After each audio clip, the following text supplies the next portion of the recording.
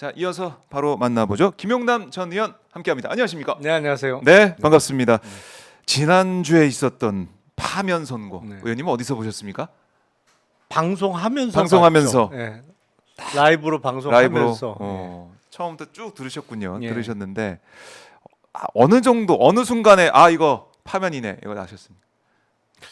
딱 시작하자마자 저는 8대 0을 8대 0. 확신하고 있었기 때문에 뭐 시작한 선고 기일만 잡히면 8대 0이라고 맞아요. 그런 말씀하셨죠. 생각하고 있었기 때문에 뭐 어느 순간에 파면을 예상한 건 아니고 오래됐습니다만 예, 제가 눈여겨본 지점은 그거예요. 이른바 탄핵 사유 주요 쟁점 5개 중에 딴 거 4개는 뭐 확실했는데 하나 네, 법관과 정치인에 대한 체포 시도가 8대 0이 나올 거냐 사실 인정 문제에서 맞아요. 그 말씀하셨어요. 예. 그래서 저게 8대 0이 나올까 아니면 소수 의견이 나올까 그러니까 윤석열의 지시가 있었다는 부분 네, 근데 그걸 헌재 재판관들이 역시 머리가 좋죠. 네. 체포 시도가 아니고 위치 위치. 추적으로 맞아. 그거 8대 0 나왔지. 그래서 역시 머리들이 좋아. 뭐 이러면서 그럼 어떻게든 이제 전원일치 판결이 나올 수 있게 네. 다 정말 세세하게 들여다봤구나 이런 생각도 들더라고요. 그래서 조정을 했고 그러면서 예. 5가지 쟁점에 대해서 8명의 재판관들이 40대 0이 나온 거죠. 그게 40대 0이네. 체포 시도, 5가지. 체포를 지시했다. 예. 요 쟁점으로 구분을 했으면 한두 명 정도의 소수 의견이 나오지도 않을까? 나올 수도 있지 않을까라고 생각을 했어요. 근데 네. 그거를 이제 위치 추적으로 사실 그 얘기가 그 얘긴데 그렇죠. 위치 추적 왜 하겠습니까? 하겠어요? 그러니까 뻔한 건데 그걸 위치 추적으로 바꾸니까 8대 0이 그냥 그대로 나오더라고요. 네. 그래서 정말 우리 위대한 국민들이 또 시민의 이제 저항으로 네. 내란을 막아냈고 또 헌재까지 파면 선고를 내려서 참 기뻐했습니다. 기뻐했는데 벌써 이제 한 일주일 이제 다 돼가잖아요. 내일이면 일주일인데 주말에 좀 기뻐하나 했더니 이제 개헌 얘기가 나오면서 국민들이 좀 분노를 하셨고 많이 분노를 하셨고 그리고 한덕수의 난데없는 이완규 헌법재판관 네. 지명을 보면서 와 이거 아직도 내란이 안 끝났구나. 아직도 우리가 광장으로 나가야 되는 거야. 이런 말씀 좀 많이 하고 계십니다. 이완규 지명 이거 좀 예상하셨습니까, 의원님은? 그러니까 예. 그 억지와 몰상식의 연장선이다 이렇게 제가 말씀을 드리는데 그 말 그대로 억지와 몰상식이죠. 근데 정치적으로 보면 한덕수 권한대행이 네. 엑스맨의 역할을 제대로 하고 있다. 예. 이런 생각도 들어요. 그러니까 주 초에 그 개헌 얘기가 불거지면서 그러면서 이제 민주당의 주류 입장은 그거잖아요. 개헌보다 내란 종식이 먼저다. 그럼요. 뭐 공감하는 분도 있었고 네. 내란은 이제 파면까지 됐으니까 끝난 거 아니야? 라고 생각하는 분들이 꽤 계셨는데 네. 한덕수 대행의 이완규 후보자 지명을 딱 접하니까 역시 내란 종식이 안 끝난 거구나 이게. 여전히 집권 세력은 내란 세력이구나. 네. 그러면서 어떤 면에서는 정치적으로 도와주는 꼴을 만든 거죠. 그러니까 엑스맨이지. 엑스맨. 네. 한덕수 그런 면에서 본의 보면은 아니게 엑스맨 그런 면에서 역할을 한 엑스맨 거죠. 역할을 우리 국민들이 다시 한번 긴장할 수 있게. 네. 이거는 진짜 윤석열 파면으로 끝날 수 있는 문제가 아니구나. 네. 뿌리가 깊구나 이런. 파면은 생각이 됐지만 아직도 영향력을 행사하고 있구나. 뭐 대통령의 힘이라는 게 어디서 나와요? 결국엔 인사권에서 나오는 건데 그렇죠. 대통령 윤석열이 파면을 안 당하고 지금 현직에 있다고 하면 헌법재판관 대통령 몫이라고 누굴 지명했을까? 유력한 후보가 이완규 법제처장이죠. 뭐 법대 동기에 사법연수원 동기에 대통령이 되기 전에도 집안의 온갖 지저분한 사건 다 소송 대리해줬고 이 정부 초대 법제처장으로 있고 계속 하고 있고. 12월 4일 날 이른바 안가회동 멤버고 네. 그러니까 그런데 4월 4일 날 파면이 됐는데 여전히 이완규 같은 사람이 또 후보로 지명되는 거 보면 그럼 여전히 인사권을 행사하는 거하고 똑같은 효과잖아요, 이거는. 그렇네요. 네. 대통령직에선 파면이 됐지만은 자기가 하고 싶은 거 다 하고 있는 게 아니냐. 아니, 인사권은 여전히 행사하고 있는 사실상 행사하고 있는 거죠. 그러니까 내란이 안 끝났어요. 아직 예. 안 끝났고 한덕수 대행이 임명하면서 뭐라고 했냐면 이건 내가 결정한 거다. 내가 오롯이 뭐 책임은 진다. 이 얘기를 써놨잖아요. 국무회의. 택도 없는 소리. 그러니까 그 얘기가 써져 있으니까 오히려 더 의심이 돼요. 그렇죠. 굳이 그거는- 왜 그 얘기를 왜 해? 이른바 선제적 거짓말이죠. 선제적 거짓말. 누가 봐도 이건 한덕수의 초이스가 아니거든. 누가 봐도. 예. 하필이면. 그러니까 선제적으로 거짓말을 한 거죠. 이건 아. 내가 한 거야. 아니 누가 물어봤냐고. 이게 굳이 써놓는 거 보니까 야, 이 뭐 찔리는 게 있구나 이런 생각이 들고. 그 밑에서 총리하고 지금 권한대행 하다 보니까 똑같이 닮아가요. 제가 윤석열에 대해서 몇 예. 번 얘기하면서 선제적 거짓말을 하는 습관이 있다는 얘기를 몇 번 드린 적이 있는데 맞아요. 그렇거든. 아무도 안 물어봤는데 예. 스스로 먼저 거짓말을 먼저 해버려. 그 습관이거든요.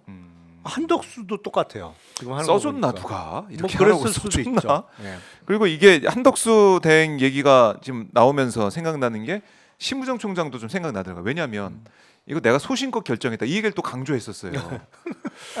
이거 누가 시켜서 해서 일부러 그렇지. 찔려서 그러는 건가? 시켜서 이런 했다는 생각이 얘기죠. 심우정, 한덕수 두 사람의 얘기를 보면서 그런 생각까지 들고 그러니까 내란이 지속되고 있고 관저에 오늘 이 시간에도 관저에 있는 또 이제 뭐 파티를 했다는 의혹까지 불거져 있는 거 아니겠습니까? 관저에서 가든 파티를 그런 윤석열 부부, 윤석열 그 사람이 계속 그 자리에 있는데 인사권이 행사가 되고 있다.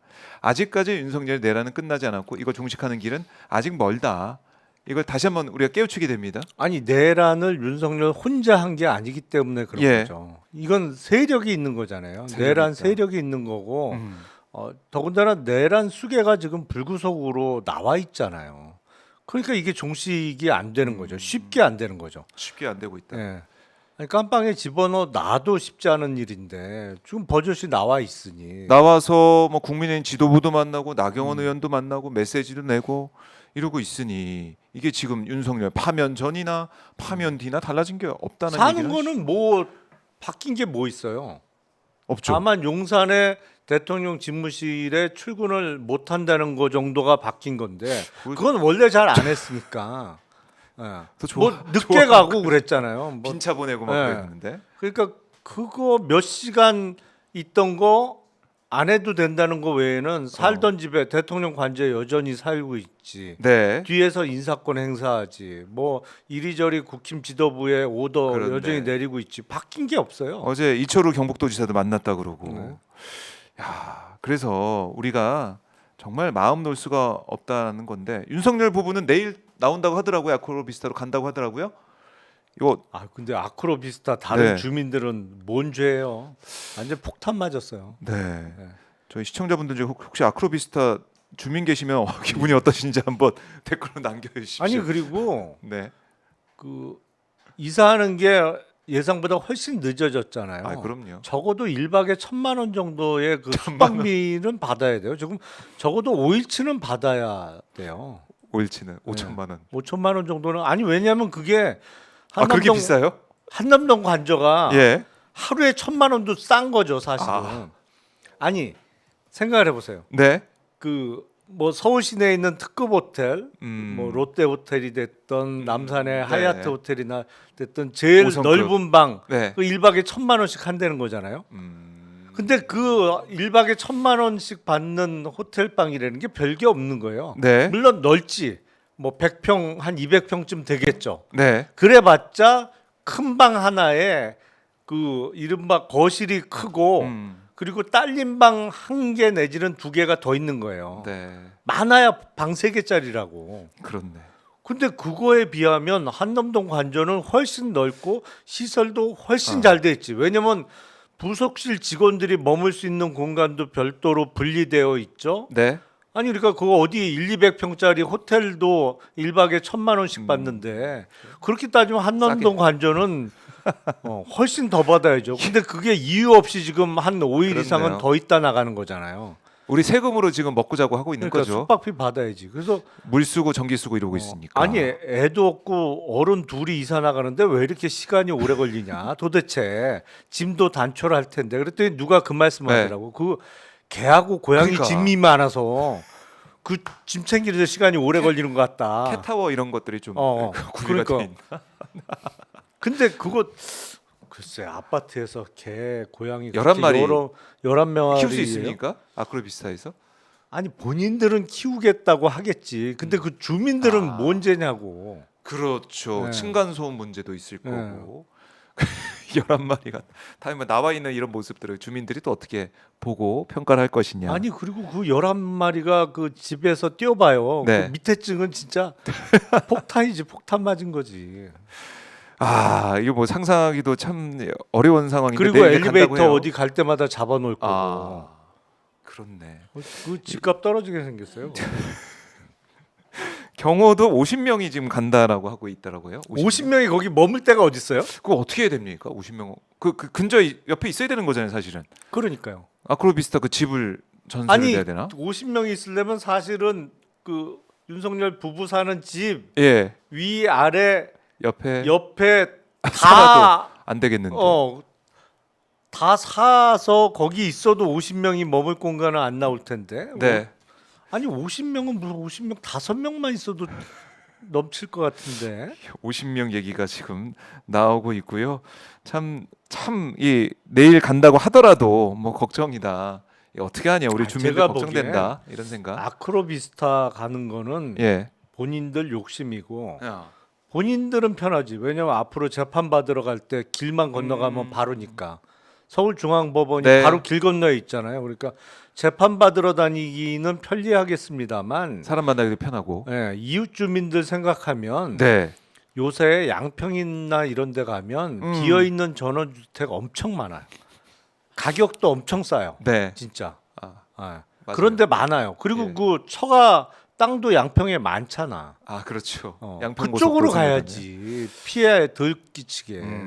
그래요. 뭐 내일 오후에 나온다고 하는데 아크로비스타 가서 또 어떤 일이 벌어질지는 저희가 주목을 하도록 하고 우리 국민들의 관심 뭐 저희가 이제 파면 얘기하고 내란이 끝나지 않았고 아직도 관저에 윤석열이 있다. 방 빼라. 하루에 1,000만 원씩 매겨도 5천만 원이다 이렇게 말씀하고 있는데 그렇죠. 1,000만 원도 많이 깎아주는 깎아줘서 아마 이 얼마나 우리 세금이 들어가는지 저희가 계산해 보는 시간을 또 다른 코너에서 갖도록 하고요. 이 흐름을 이렇게 우리가 왔는데 결국 중요한 거 우리 국민들이 주목하고 있는 것은 바로 이완규 지명 아니겠습니까? 한덕수 대행의 이 어떻게 보면 폭거 그리고 내란을 다시 제2의 내란을 만들려는 그런 시도라고 우리 국민들이 보고 있어서 분노가 커지고 있거든요. 네. 이런 분노의 목소리 의원님 듣고 계시죠? 그래서 그럼요. 이걸 어떻게 해결해야 되고 어떻게 해소할 수 있겠느냐 이 방법론 이것도 많이 궁금해하세요. 어떤 가능성과 어떻게 좀 해야 되는 뭐 플랜 이런 것도 어떻게 보십니까? 근데 제가 보기엔 한덕수가 본인에 대한 탄핵 소추를 유도하고 있는 것 같아요. 아니 그러니까 누가 봐도 말이 안 되는 그렇죠. 짓이잖아요. 그러니까 당장 탄핵 얘기 나오고 예. 탄핵해라. 근데 본인에 대한 탄핵 소추를 유도해서 예. 탄핵 소추를 하려면 탄핵 소추안 발의를 하고 본회의 보고하고 24시간 후 72시간 이내에 이제 본회의 표결을 해야 되는데 그게 며칠 걸린다는 얘기죠. 그렇죠. 그래서 탄핵 소추 절차가 본격화되면 그 핑계로 사퇴하지 않을까라는 생각이 들어요. 그렇게 사퇴를 하고 나는 권한 대행으로서의 책임을 다 하고 싶었는데 민주당에서 탄핵 소추를 해서 그럼 네. 뭐 탄핵 소추안은 통과가 될 거고 의석이 많으니까 네. 그래서 내가 어쩔 수 없이 사퇴한다라고 명분을 만들고 대선 출마 선언을 하지 않을까라는 예상이 됩니다. 의원님의 예상은 탄핵 소추, 탄핵에 대한 이 분위기를 이용해서 대선 출마로 갈 것이다. 아니 왜냐하면 누가 봐도 저거는 탄핵을 부르는 일이잖아요. 그렇죠. 그러니까 아니 박지원 의원님마저도 당장 탄핵해야 된다고 그러고 아니 가셨어요. 그러니까요. 아니 그러니까 그건 당연한 거지. 지금 이제 50여일 있으면 새로운 대통령이 뽑히고 예. 거기는 이제 보궐이라 인수위도 없이 취임이 바로 된단 말이에요. 그러면 그 사람이 지명하면 되는 거지. 뽑히는 대통령이. 네. 어? 그걸 가지고 지금 그걸 권한 지금 대행이 냉큼 알박기를 해? 근데 전례도 없는데. 그것도 탄핵 사유인데 더군다나 그 후보자가 며칠 전에 파면당한 윤석열의 절친이야, 베프야. 이건 말이 안 되는 일이잖아요. 그러니까 이건 뭐 이른바 탄핵 마렵기 전에야 이런 네. 일을 할 수가 없는 거지. 아. 근데 왜 저럴까? 내가 보기엔 탄핵을 유도하는 것 같다. 그래서 그 사퇴와 출마의 명분을 만들고 네. 아마도 그게 본인 결심은 아닐 거예요. 출마를 만약에 하게 된다고 하면 종용받아서 출마를 하게 되는 형태일 텐데. 누구입니까? 뭐 뒤에 누군 있는 누구예요? 사람이? 윤석열 부부지. 예. 윤석열 부부가 결국 또 뒤에 있다. 예. 그러니까 여전히 뭐 할 수 있는 건 다 하는 거예요. 인사권도 행사하고 대선의 네. 정치 판도 짜고 뭐 음. 이렇게 할 수 있는 건 다 하는 형국인데 제가 보기엔 민주당이 탄핵 소추 절차 들어가면 사퇴할 가능성이 높다고 봅니다. 그러면 이렇게 여쭤볼게요. 그렇다고 하더라도 한덕수가 대선 출마를 하든 말든 그렇다고 하더라도 이건 탄핵을 안 할 수 없잖아요. 그러니까요. 그게 이제 딜레마죠. 저렇게 말도 안 되는 짓을 하는데 그렇다고 그러면 네. 참고 봐? 참고 보긴 어렵지. 아, 그럼요. 이거 어떻게 참고 봅니까?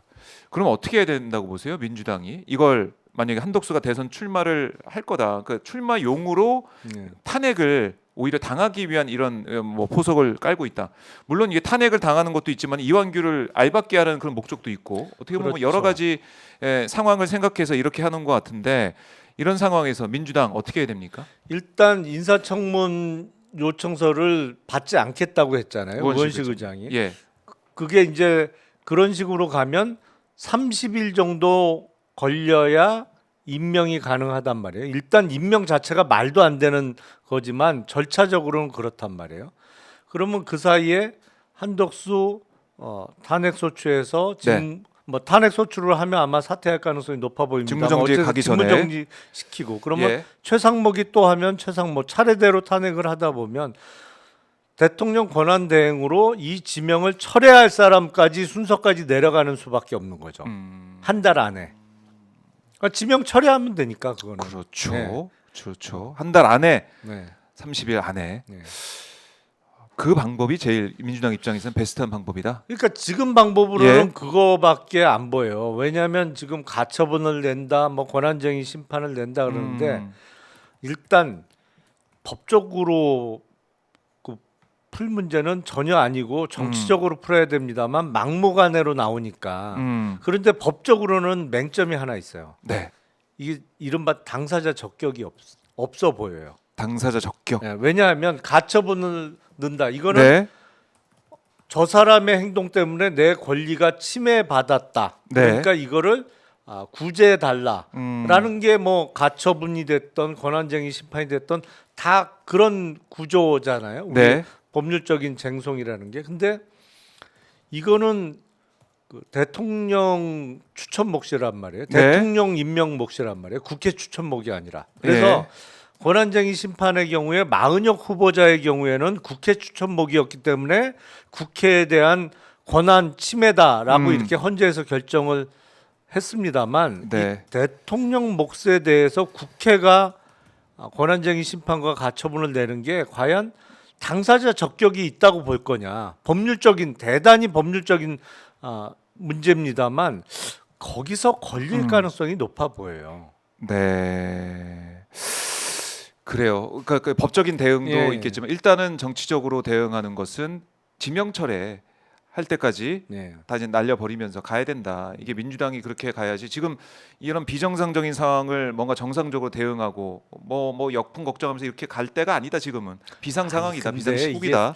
상식적으로 일이 돌아간다 그러면 당연히 한덕수 권한대행이 네. 지명을 안 했어야 되는 거고 지명을 하겠다고 나왔어도 이완규 법제처장이 극구 고사를 했어야죠. 그러니까 딴 사람은 다 돼도 나는 안 된다. 내가 윤석열 베푼데 이 와중에 엊그저께 파면된 사람 그렇죠. 그게 상식적인데. 절친인데 내가 어떻게 헌법재판관을 합니까? 나는 안 됩니다. 딴 사람은 다 돼도 예. 나는 자격이 안 돼요라고 나왔어야 되는데 오 몰상식하기는 똑같아요. 어제 국회 나와서 존중한대잖아 그 결정을 자기를 헌법재판관으로 네. 후보로 지명한 거를 존중한대잖아. 그래서 난 이 사람들 어떻게 이렇게 하나같이 똑같은가. 그냥 이게 윤석열 판박이라고 해야 되나요? 그러니까 똑같아. 똑같으니까 그렇게 친하게 지냈겠지. 한 사람은 구수, 한 사람 팔수 아닙니까? 아니 뭐 그거뿐만 아니라 그러니까 아무리 과거에 인연이 있어도 저렇게 말도 안 되는 짓을 하면 그 옆에 친하게 지낼 수가 없죠. 대표적인 예가 저잖아요. 저도 인연으로 따지면 몇 년이야? 30년 넘었지. 그렇잖아요. 그렇죠. 친하게 안 지내는. 이완규 처장처럼 46년은 안 됐어도 저도 30년 넘었죠. 하지만 지금 완전히 갈렸잖아요. 그럼요. 사사건건 같은 생각, 같은 결론에 도달할 수 있는 게 한 개도 없어 정말. 없었어요. 알겠습니다. 과거 얘기는 하지 않겠습니다. 하지 않도록 하고 미래로 우리가 가야 되기 때문에 그래서 이완규에 대한 솔루션, 이완규 이 지명 문제 어떻게 풀 것이냐 이게 솔루션 사실 주신 거예요. 민주당을 향해서 줬고 민주당이 어떤 결정할지는 봐야 되겠지만 한덕수 대행이 대선에 나온다 이 얘기를 또 계속 하고 계신데 사실 저희가 이제 취재하고 알아본 바에 따르면은 윤석열이 김문수를 후계자로 뭐 지명했다 이런 얘기 관저에서 체포되기 전에 이런 얘기를 들어봤거든요. 그건 아닙니까? 그러면 어떻게 봐야 됩니까? 정말로 그런 언급이 있었는지 잘 모르겠습니다만 윤석열이라는 사람을 특히 뭐 거기는 이제 김건희까지 포함해서 항상 생각을 해야 되는데 그 두 부부를 좀 분석해 보면 김문수 전 장관을 조금 버거워할 가능성이 높아요. 버거워한다? 네. 자기들 마음대로 컨트롤이 안 될 수도 있다. 나중에는. 그렇게 생각할 가능성이 높아 보여요. 그래요. 뭐 사실 도지사 시절에 소방서에 전화했던 내용이 아직까지 회자가 되고 있는데 뭐 그런 모습이나 아니 뭐 그거는 해프닝이라고 생각하고 그걸 떠나서 이 부부는 항상 자기 말에 대해서 전혀 토를 달지 말아야 돼. 뭘 얘기하면 100% 그대로 해야 돼. 그대로 따라서 98%만 이행해도 안 되는 거야. 2%가 안 되는 거를 못 참아 해요. 그러니까 당 대표도 김기현이 꼭 됐어야 되는 거고 그 여론조사 꼴찌였던 사람을 억지로 만들었던 거 아니에요. 그리고 누가 봐도 안 되는 판인데 한동훈은 안 되니까 원희룡을 당 대표 후보로 밀었던 것이고 뭐 2023년 10월 강서구청장 보궐선거에도 김태우를 사면복권 시켜서 다시 출마를 시켰던 무리하게. 그러니까 조금이라도 자기 뜻에 1%라도 다른 얘기를 할 수 있는 사람들은 못 참는 거야 이게 기본적으로. 근데 김문수 장관을 보면 물론 이 정부 들어서는 뭐 충성맨의 모습을 보였죠. 그렇지만 김문수 장관의 이력을 볼 때 약간 위치가 바뀌었을 때 윤건희 부부의 말에 100% 충성할 사람이냐? 글쎄, 그렇게는 생각 안 하지 않을까. 그래요. 이미 그래서 확인된 한덕수 쪽으로 기울 가능성도 높다고 저는 봅니다. 그리고 한덕수도 시키는 대로 거의 뭐 다 하고 있는 걸로. 여태까지 다 했잖아요. 진짜로. 진짜. 끝까지 3명 임명 안 하려고 막았고, 그리고 지금 돌아와서도 마흔형 임명 안 하다가 이완규를 지명하면서 이렇게 임명하고. 윤건희 부부 입장에서는 한덕수가 제일 최적의 카드다. 그렇게 판단할 가능성이 높습니다. 근데 그렇다고 그러면 국민의힘 그 대선 후보 경선이 그 부부의 의중대로 판이 짜일 거냐? 그건 또 다른 보면 문제죠. 그 부부는 항상 상황을 객관적으로 파악 못하고 꼭 안 되는 수, 죽을 수를 둬요. 저는 한덕수 대행을 출마시킨다고 하면 그것도 거꾸로 두는 수라고 저는 봅니다. 거꾸로 두는 수다. 전혀 이제 민심을 파악하지 못하고 자기네들 이하면 내피셜로 자기네들 생각에 이제 빠져서 어떻게 망상에 빠져서 정말 한덕수가 나오면 될 거야. 내가 복권될 수 있어. 이런 생각을 하는 정말 건가? 그 부부의 세계예요. 부부의 세계. 그러니까 거기 살거든 거기에 이제 살고 있는 다른 세상에 살고 있는 게 아닌가라는 생각이 들 정도로 목소리를 지금 우리가 듣고 있는데 사실 이철우 경북도지사도 어제 윤석열 이제 만난 다음에 만난 내용을 올렸어요. 페이스북에 올렸는데 이것도 참 믿겨지지가 않더라고요. 뭐라고 올렸어요 또?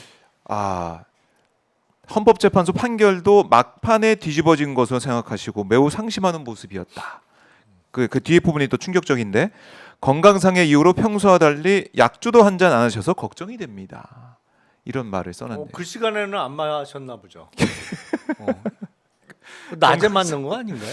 모르겠어요. 어제 저녁에 만났대요. 아, 저녁에 만났어요? 예. 저녁에 만나서 근데 뭐 걱정이 됐다라는 거고 그리고 이런 얘기도 했습니다. 대통령 되면 사람을 쓸 때 가장 중요시 볼 것은 충성심이다라는 것을 명심해라. 이걸 당부했다는 거예요. 야, 대단히 윤석열스러운 멘트네. 그 멘트는 진짜 충성심이 가장 중요하다. 중요하다. 뭐 하여튼 예. 합리성이나 이성은 그런 건 아니야. 예. 뭐 어디 팔아먹더라도 충성심 하나만은 확실해야 된다. 네. 그게 제정신이에요 지금. 아니 그리고 나는 예. 며칠 전에 사실상의 내란 수괴 혐의, 물론 이제 내란죄가 직접적으로 죄명이 탄핵 사유에는 안 네. 들어갔습니다만 위헌적인 불법적인 비상계엄, 그리고 위헌적인 포고령, 네. 그리고 국회와 선관위에 대한 장악 시도, 그리고 법관과 정치인에 대한 위치 추적. 예. 아 이걸 합치면 내란 수괴죄지 사실은. 그렇죠. 그렇잖아요. 사실상의 분리해놓은 것이지, 내란인데 행위를, 예. 내란죄를 저질러서 파면당한 전 대통령을 대선 출마 선언하면서 찾아간다? 그 찾아간 사람도 사실은 제정신이 아닌 거지. 아니 그러네, 찾아갈 마치- 사람 예. 차라리 어디 시장에 가서 유권자를 만나던 아니면 어디 당협에 가서 당원들을 만나면 모를까. 네. 가장 5,200만 대한민국 국민 중에 가장 만나지 말아야 되고 만나더라도 가장 마지막에 만나야 될 그렇죠. 사람을 제일 먼저 찾아간다. 그 출마한 사람도 제정신 아닌 거죠. 그런 정신으로 무슨 대선 출마를 해요? 그러니까 그런 윤석열 지지층만 이제 바라보는 행보를 보이고 있고 내가 이렇게 윤석열과 함께 윤석열을 만나주고 얘기도 듣고 왔다. 이걸 좀 얘기를 하고 싶었던 것 같아요. 그래서 뭐 덕담도 했다. 이철우 지사 말로는 이 저에게도 힘껏 노력해서 대통령에 당선되길 바란다는 덕담도 했다라는 것인데요. 한심합니다. 네. 그냥 한심하다는 한심하다. 얘기 외에는 뭐 길게 얘기할 필요도 없어요. 네. 그러니까 국민의힘 주자들이 계속 정말 쏟아지고 있죠. 쏟아지고 오늘도 오후 2시에 한동훈 전 대표의 출마 선언이 있고 어제는 김문수, 그제는 안철수 계속 나오고 있습니다. 뭐 그 이철우 또 이제 유정복 시장도 그렇고 계속 나오고 있어요. 근데 김기현 전 대표는 불출마 선언도 했고 원희룡 전 장관도 불출마한다 이런 얘기를 하고 있는데요. 이게 좀 갈리고 있네요. 출마자와 출마 안 하는 사람들. 아니 그러니까 윤석열 부부의 어떤 승인 내지는 오더가 있기를 기다렸던 사람들은 그걸 못 받으니까 지금 불출마 선언을 하는 수순에 들어간 거고. 왜냐면 이제 거기서 오케이 네. 사인을 줘야 출마할 수 있는 상황이었는데 그게 안 내려오고 내가 아닌가 보다 그러면서 이제 출마를 접고 있는 상황인 거고. 네. 지금 국민의힘의 대선 출마자 그룹은 세 개로 나눌 수 있어요. 세 개. 예. 하나는 예. 어차피 대선 안 돼. 어차피. 근데 대선의 최종적인 후보가 되면 그 탄력으로 다음 전당대회에 당권을 내가 잡겠다는 목적으로 출마하는 그룹이 하나 있어요. 네. 이게 이제 그나마 주요 주자들이 요 그룹에 속하는 거고. 그렇겠죠. 예. 요 사람들이 이제 1차 컷오프를 통과해서 4명에 들어갈 가능성이 높은 사람들이고 네. 두 번째 그룹은 지금 광역단체장인데 내년 지방선거에서 내가 광역단체장으로 국민의힘 공천을 한 번 더 받기 위해서 정치적 체급을 올려놓을 목적으로 대선 출마하는 그룹. 네. 제가 보기엔 뭐 이철우 경북지사나 뭐 유정복 인천시장 이런 사람들이 요 그룹에 속하는 거죠. 지자체장. 예. 예. 세 번째 그룹은 뭐냐면 지금 광역단체장은 아니지만 이번 대선 경선을 통해서 당원들한테 이름 알리고 정치적 체급을 대권 주자급으로 네. 택도 없는 소리지만 하여튼 최대한 올려서 내년 지방선거에 광역단체장을 도전해 보려고 하는 그룹. 네. 이렇게 세 그룹으로 나눌 수 있을 겁니다. 세 그룹으로 나눠서 간다. 지금 국민의힘에서 경선 룰이 또 이제 속보로 아까 계속 이제 울리고 있는데요. 4인 경선, 그러니까 2차 경선, 1차 경선이 있는데 1차 경선에서 국민 여론조사 100%로 4명을 선출한다라는 거고 2차 경선은 선거인단 투표 50%, 국민 여론조사 50% 이렇게 실시한다는 겁니다. 근데 이 4인 경선에서 과반 득표자가 나오면 2인 경선을 안 하겠다. 네. 뭐 4인 경선은 끝날 가능성도 있는 것이고 결선 투표식으로 이제 2인 경선 간다는 것이네요. 그래서 이렇게 간다라는 건데 모르겠습니다. 이제 국민의힘 주자들 몇 면을 보면은 국민들 입장에서는 이 사람 또 뭐 희망을 가질 수 있다, 믿음이 간다 이런 느낌도 안 들 것 같고 아직은 안 보이죠. 아직 안 보여요. 그 경선룰을 예, 안대로 확정을 한 건가요? 지금 확정했습니다. 국민의힘이. 그 홍준표 전 시장이 되게 싫어하겠는데. 왜요? 홍준표 시장은 예, 1차 컷오프에서 4명이 올라간 그걸로? 상태에서 거기서? 거기서 1등이 후보되는 걸 제일 선호할 겁니다. 그래야 본인이 될 가능성이 있다. 네, 될 가능성이 높다고 판단할 거예요. 룰을 그렇게 세팅을 해야. 네. 그래서 근데- 결선을 만들어 놓으면 예, 4인이 최종전을 치르는 것보다 본인이 되기가 훨씬 힘들어진다고 생각할 겁니다. 그런 생각도 할 수 있고 오세훈 시장도 13일에 출마 선언하는데 일단은 시장직 사퇴하지 않고 뭐 휴가 내서 출마 선언한다고 뭐 이렇게 얘기를 하더라고요. 그렇죠. 네. 그러니까 오세훈 시장은 글쎄요, 시장직 사퇴를 안 하고 여차하면 내년 지방선거에 서울시장 5선 도전하겠다라고 명분을 좀 바꿀 수 있겠죠. 네, 알겠습니다. 뭐 국민의힘 주자들 얘기를 쭉 해봤는데 모르겠어요. 이제 국민들이 관심을 가질지는 잘 모르겠지만 일단은 뭐 다이내믹한 그런 모습. 국민의힘 내부에서는 서로 지지자들 간에 특히 한동훈, 반한동훈 이쪽 간에 너무 골이 깊어가지고 네. 지난번 당권 선거에서도 우리가 봤듯이 막 의자 네. 하는 분들도 있고 해가지고 아니 그러니까 그 윤건희 부부가 그 국민의힘 당내 경선에 개입하는 의도는 첫 예. 번째 의도는 음, 개입을 하려는 가장 큰 목적이 뭐냐? 일단 한동훈을 조기에 떨어뜨리는 게 목적일 거예요. 절대 한동훈은 안 된다. 네. 그래서 그렇습니다. 조기에 떨어뜨리자. 조기에. 그래서 예를 들어서 뭐 네, 김문수, 오세훈 그리고 홍준표, 예. 한덕수 이렇게 4명이 1차 컷오프에 올라가게 만들어 보자. 아예 한동훈이 못 올라가게. 조기에 떨어뜨리자. 아하. 뭐 이런 목적이 있을 수가 있을 텐데 항상 안 되는 수를 두잖아요. 제가 보기엔 예. 이 경선판을 그대로 두잖아요. 어떻게 됩니까? 김문수 전 장관이 1등 할 겁니다. 네. 그럴 가능성이 높다고 봐요. 50대 저는. 50으로 네. 이제 가니까 김문수. 근데 한덕수 대행을 사퇴시키고 출마시키잖아요. 이 판이 흔들어져요. 흔들리면 어떻게 돼요? 그들의 의도와는 다르게 한동훈 전 대표가 1등할 가능성도 저는 있다고 봐요. 아하. 표가 갈리면서. 표가 갈리면 야, 이 김영남 의원님이 이제 내다보시는 것은 윤석열 부부가 정말 정치 못한다. 정치 잘한다고 본인들 생각하지만은 그게 문제인 거죠. 네. 본인들이 정치 천재라고 생각하거든.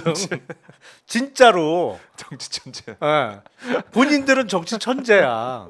근데 결과는 근데 항상 파면이야. 보면 본인들이 죽을 수를 뚫는 거야 항상. 그래요. 어떻게 결과 나올지 매주 저희가 계속해서 주목을 해보도록 하겠습니다. 자, 뭐 오늘 나온 얘기 보도를 보면은 강혜경 씨가 이런 얘기도 했네요. 명태균 얘기가 그러니까 윤석열 전에 홍정욱 대통령 만들려다가 스톱했다. 그러니까 명태균이 윤석열 전에 홍정욱 대통령 만들려다가 뭐 스톱했다 이런 얘기들 하면서 뭐 명태균 발 여러 가지 뉴스가 나올 거 좀 예고하고 있는 그런 셈이기도 한데 그렇게 하겠죠. 명태균이 이제 이제 보석으로 풀려났다. 네. 이게 앞으로의 대선 과정에서 또 어떤 영향을 줄까요? 그러니까 본인이 갖고 있는 스피커를 최대한 활용하려고 하겠죠. 가만히 안 있을 것 같아요. 명태균 씨는. 그러면서 네. 여기저기 화살도 쏠 텐데 음. 근데 약간 뭐 이제 식상하지 않아요? 이게 명태균 게이트가 터진 게 작년 9월 5일인가 그랬잖아요. 맞아요. 9월 5일. 벌써 몇 달 된 거예요, 지금. 지금 8달째 들어가고 있는 거잖아요. 이미 많이 이제 나올 내용도 많이 나왔고 약간 국민들이 식상해요. 알 수 있는 건 많이 알게 됐다라는 건데 그래도 명태균 씨 이제 관련돼서 여러 가지 증언들 나와 있는데 결국 윤석열 부부와 관련돼 있는 것들도 내용이 많지 않습니까? 제일 중요한 핵심 중에 핵심이고. 그것도 그렇고 예. 지금 국민의힘 대선 출마 예정자들과도 관련들이 많기 때문에 이게 국힘 당내 경선에서 상대 후보에 의해서 많이 활용이 되겠죠. 진짜 그럴 수 있겠네요. 이걸 명태균 씨의 이제 발언과 아니 명태균 씨를 정말 캠프 차원에서도 얘기를 들어서 이렇게 해야 된다. 조언을 들을 수도 있는 것이고. 그러니까 아마 경선 중요한 순간에는 그럴 수도 있을 거예요. 네. 경쟁 후보가 명태균 씨를 은밀히 찾아가서 어. 뭐 하나 주세요. 내지는 뭐 하나 좀 해주세요. 역할을 뭐 이런 식으로 예. 그런 식으로 활용될 수 있겠죠. 그러면은 캠프도 입장에서도 합법적인 테두리 안에서 뭔가 좀 얻어내서 선거 전에 써먹으려는 그런 욕심과 아니 유혹도 뭐 느낄 없는 얘기 거고. 해달라는 건 아니니까. 그러니까 증언으로 네. 좀 해달라. 명태균 씨의 이제 파장. 이 아니 그 석방 명태균 씨 이후에. 같으면 그런 상황을 충분히 즐길 만한 사람으로 보이잖아요. 네. 그걸 즐기겠죠 본인은. 이 사람 저 사람 찾아와서 자기한테 부탁하고 그렇네요. 뭐 해달라고 하고 내가 그러면서- 누굴 만들어서 이런 그렇죠. 얘기 또 나중에 그럼 또 하겠지. 본인의 영향력을 한 번 더 과시할 네. 수 있는 기회가 될 거고 그 즐기는 상황이 되겠죠. 즐기는 상황. 알겠습니다. 이 즐기는 상황, 국민의힘 경선 과정에서 미칠 영향도 영향이지만 명태균 씨, 그러니까 명태균 게이트, 이 공천 장사 의혹, 거기다가 여러 가지 해병대 이 순직 사건 관련해서도 윤석열 경로는 어떻게 된 것이냐, 또 도이치모터스 양평 고속도로 삼부토건까지 김건희 관련된 의혹은 어떻게 되는 것이냐. 당장 자연인이 된 윤석열을 향한 검찰의 수사가 제대로 될까? 수사를 빨리 해야 된다. 여러 가지 목소리가 섞여 있는 거 아니겠습니까? 어떻게 네. 수사 관련돼서 진행이 될까요? 수사는 잘 안 되겠죠. 잘 안 된다. 왜냐하면 검찰총장과 서울중앙검사장이 나서야 되는데 심우정, 이창수. 나설 사람들이 아니잖아요. 네. 근데 그 두 자리가 그만큼 중요한 거예요. 그 두 자리 중에 하나만 나서도 되거든. 네. 근데 둘 다 안 나설 게 뻔하잖아요. 음. 그러니까 검찰 수사는 기대하기가 좀 힘든 상황 아닌가. 네. 적극적인 수사는. 그러니까 하는 척은 할 수 있겠지만 정말 열심히 본격적으로 하는 수사는 기대하기가 어려울 것 같아요. 그래요. 그러면은 정권이 바뀌기만을 우리 국민들이 일단은 기다리고 있어야 된다. 이겁니까? 아니면 그 전이라도 예. 사실은 다른 수사기관, 사실은 제일 아쉬운 게 공수처인데 음. 이럴 때 공수처가 밥값을 해줘야 되는데 그런 모습이 좀 안 보이고, 아니면 이제 경찰에서 좀 열심히 해줄 수도 있겠죠.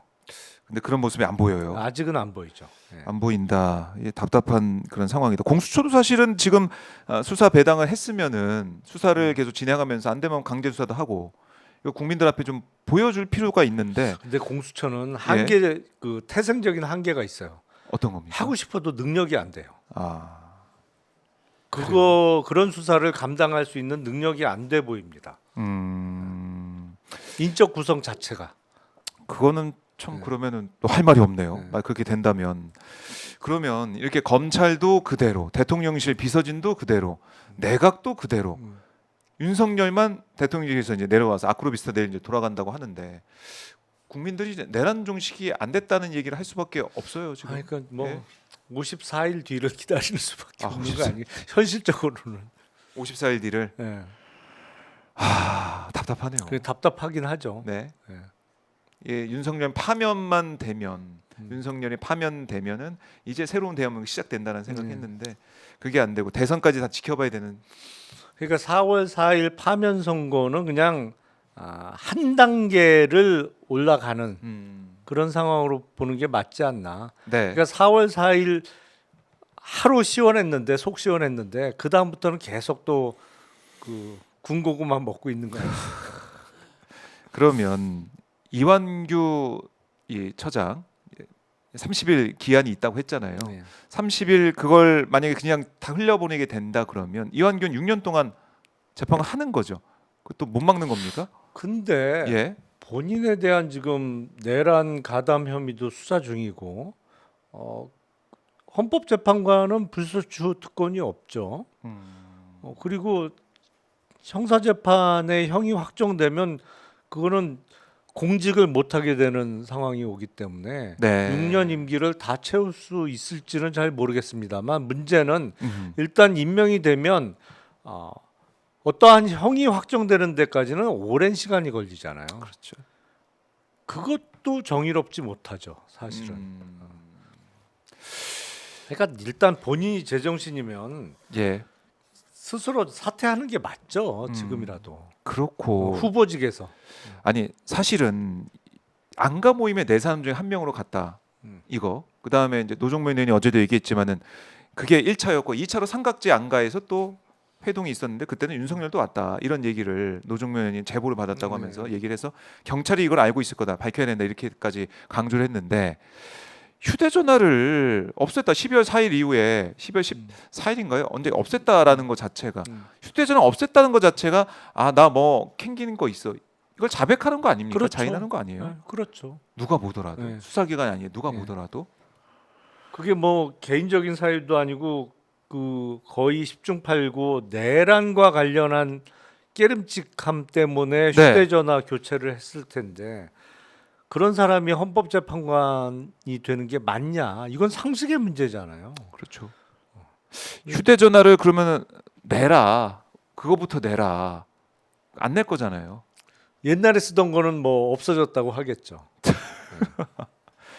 야, 휴대전화를 안 내고 있는 그 모습 자체가 내란과 나는 연관이 있습니다라는 그 얘기인데 그걸 지금 이완규 처장을 헌법재판관 재판소에서 봐야 된다는 아 이거는 상상도 못할 일이고요. 이거 어떻게든 막아야 됩니다. 민주당도 할 일을 해야 되는 거고 우리 국민들도 이완규 절대 안 된다 이 얘기 계속 해야 됩니다. 해야 되고 그러니까 근데 정치적으로는 예. 그 약점이 그거죠. 그렇게 되면 아까 말씀드린 대로 이완규에 대한 지명 철회를 할 권한대행이 나올 때까지 연속 탄핵을 해야 된다는 얘기인데 이게 이제 대선을 50여일 앞둔 상황에서는 국힘 쪽에서 엄청나게 이거를 갖고 그 활용하겠죠. 저쪽에서는 예, 예.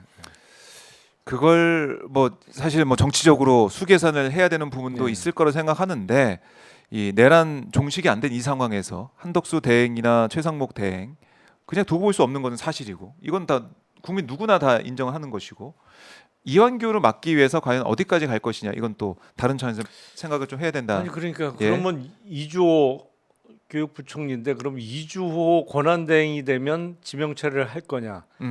그것도 사실은 자신 없잖아요. 이주호 예. 다음에 또 누가 아니 있으면 뭐 그 그 사람도 사이에 뭐 근데 뭐 글쎄 좀 줏대가 있고 양심적으로 행동할 만한 사람이 보이느냐?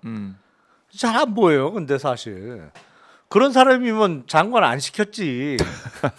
그러니까 이 정부의 장관이라는 것 예. 자체가 아 그래서 결국에는 이 내란 사태 터졌을 때 이 국무위원들을 그대로 두는 게 맞았겠느냐 뭐 이런 얘기도 지금 뭐 늦게라서 뭐 이제 지났지만은 그런 얘기가 회자가 되는 거고 박성재 법무장관 오늘 헌재에서 선고가 있습니다 2시에 예. 이거 좀 어떻게 예상하세요 의원님은? 근데 역시 입증의 문제죠. 입증의 문제. 예, 입증이 쉽지 않아 보여요. 그러니까 내란에 가담했다 아니면 비상계엄 이후에 안가 회동에서 어떠한 것을 논의했냐 짐작은 가지만 입증이 돼야 되는 거잖아요. 그렇죠. 그래서 뭐 살아 돌아올 가능성이 현실적으로는 높다고 보는 게 맞는 것 같은데 네. 그렇다고 그게 면죄부냐 아니면 정말 그 무죄냐 뭐 그건 아니죠. 그건 뭐 수사를 입증의 해봐야 까다로움의 문제일 뿐이지 그거는. 네, 제대로 수사가 안 됐고 경찰 수사받는 이 이완규 처장의 태도가 대단히 고압적이었다는 거 아니겠습니까? 뭐 내가 왜 조사를 받아야 되느냐 이런 식의 아까 박지원 의원은 그게 이제 검사의 그런 태도를 그대로 보인 거다 뭐 이런 얘기도 하던데, 그러니까 제대로 수사가 또 되겠느냐 이런 걱정도 있고 결국 특검이 출범하지 않고서는 수사기관에서 제대로 수사가 안 될 것이고, 근데 그 상설 특검을 또 맡고 있는 사람이 또 한덕수고 네. 추천 안 하고 있으니까 악순환이죠 사실. 이걸 풀 수 있는 실탄을 풀 수 있는 것은 거의 글쎄요 그 자리에 있는 내란 세력, 내란 동조 세력이라는 사람들을 그대로 두고서는 전혀 아무것도 할 수가 없다는 걸로 귀결이 되는 것 같습니다. 이 54일 이거를 기다리면서 이거를 매일 지켜봐야 된다는 건 너무 스트레스거든요. 내란성 질병이 끝나질 않아요 이렇게 되면. 아니 근데 4월 4일 파면 주문이 읽힐 때까지 넉 달도 참았잖아요. 12월 3일 비상계엄 선포 이후에 사실은 넉 달 만에 파면이 된 거잖아요. 네. 2달 얼마 안 조금 남았습니다. 덜 남았으니까. 그렇게 좀 위로를 해야 됩니까? 안 돼. 참 이게 계절이 이렇게까지 겨울에서 이제 봄, 이제 여름으로 초여름 그러니까 가는데 6월 3일이면 이제 한참 더울 때인데 한참 더워지기 시작했을 때인데 계절이 이렇게 바뀌면서도 해결되는 진짜 모습이 겨울에서 없다. 여름으로 넘어가겠네요. 그러니까요. 이게 이 고통을 받고 있는 국민들을 보면 제대로 된 결정과 제대로 된 행동이 필요한데 두 달도 55일, 54일도 좀 길어 보여요. 길어 보여서 그러고 너무 보니까 진짜 속상합니다. 비상계엄 선포 이후에 정확하게 6개월 후에 정권이 바뀌는 거네. 그렇네. 6월 3일이니까 12월 3일 비상계엄, 6월 3일 그렇죠. 대선이니까. 예, 반년 만에 정권이 바뀌게 되는 상황인데 그 우리 국민들이 감내하면서도 가야 됩니다.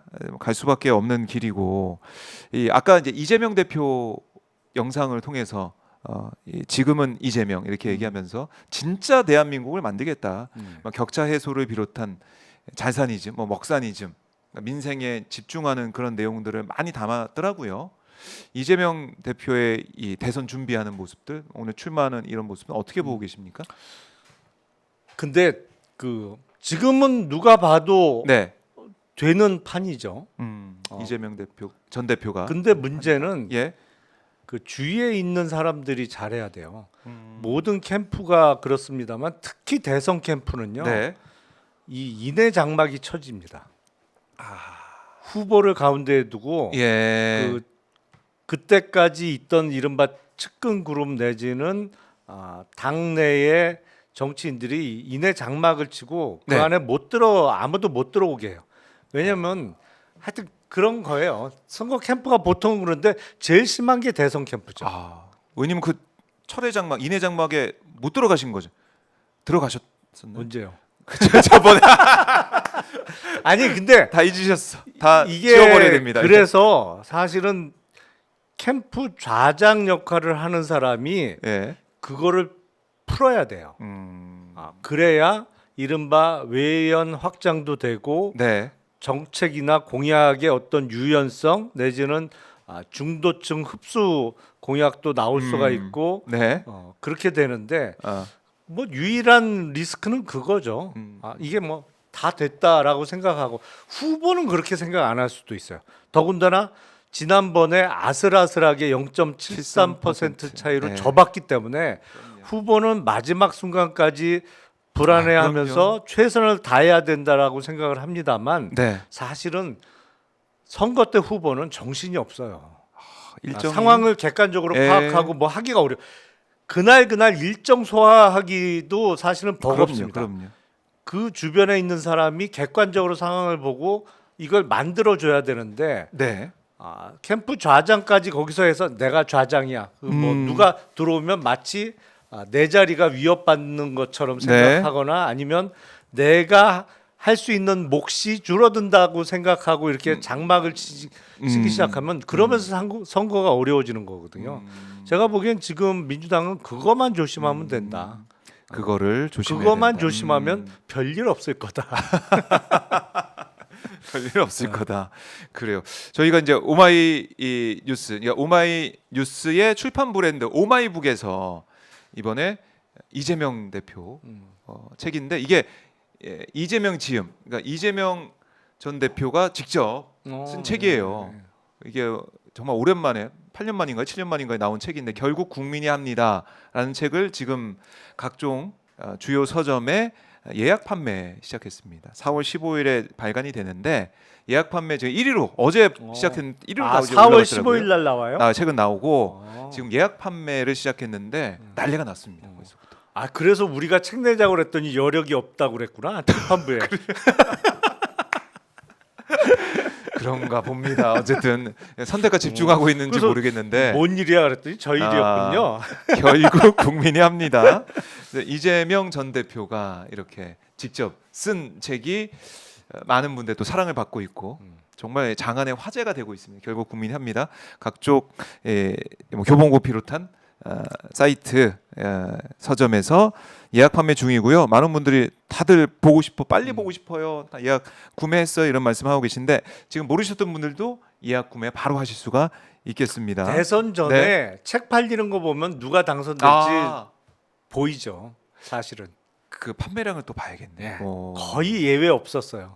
그러면은 지금 한동훈이 책을 사실 제일 먼저 냈었고 그다음에 뭐 오세훈, 뭐 김동연 경기지사 책을 냈는데 뭐 이런 것도 추이를 좀 봐야겠네요. 아니 그러니까 홍준표도 책을 내고. 책 팔리는 부스 아. 보면 누가 당선될지 뻔히 보이는 거예요. 어, 이거 거의 흥미로운 거의 포인트입니다. 정확해요. 네. 흥미로운 포인트. 그러니까 결국 국민이 합니다라는 책이 네. 베스트셀러가 되고 한 100만 부 팔리면 네. 역대 대선 중에 최다 표차로 당선될 거고 저 책 판매가 좀 부진하다? 그러면 예. 아슬아슬해질 것 같은데. 그러면은 제가 볼 때는 아이, 제가 볼 때는 지금 제가 예약 판매 말씀을 드렸는데 의원님 말씀도 들으니까 많은 시청자분들 또 많은 국민들 시민들께서 아 이 책을 빨리 사야겠다. 네. 이재명 전 대표 응원하시는 분들은 꼭 사야겠다 이런 생각 하실 것 같아요. 제가 10,000부 판 거예요 지금 방금. 그렇네. 그렇네. 이 말씀 하나로 아 큰일 났다. 빨리 가서 사야지. 이러면서 생각하시는 분들이 많을 것 같습니다. 고맙습니다, 의원님. 밥값은 했어요. 밥값을 하시고 고맙습니다. 아 이거 이 얘기를 저희가 매주마다 해야겠습니다. 의원님 오늘도 말씀 잘 들었고요. 다음 주에도 뵙겠습니다. 고맙습니다. 네, 감사합니다. 네, 감사합니다.